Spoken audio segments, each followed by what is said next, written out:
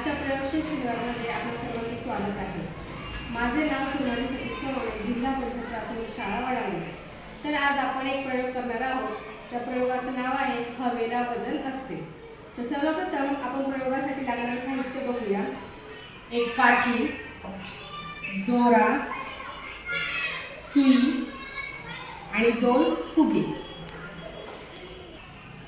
अशा प्रकारे आपण एका काठीला दोऱ्याच्या साहाय्याने 2 फुगे बांधून घेतले।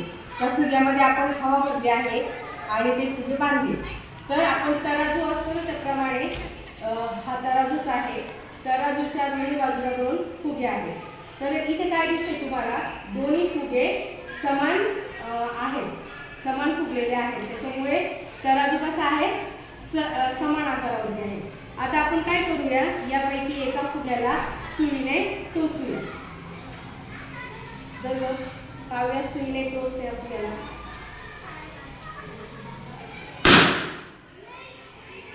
काय झालं रे बाळांनो, फुगा फुटला। बरं, जो फुगा फुटला तर ते पारडं कुठे गेलं, खाली गेलं, आणि जो फुगा आहे ते पारडं कुठे राहिलं, वरती राहिलं। म्हणजे समांतर राहिला का तो तराजू, नाही। तर यावरून आपल्याला काय सिद्ध होते की हवेला वजन असते।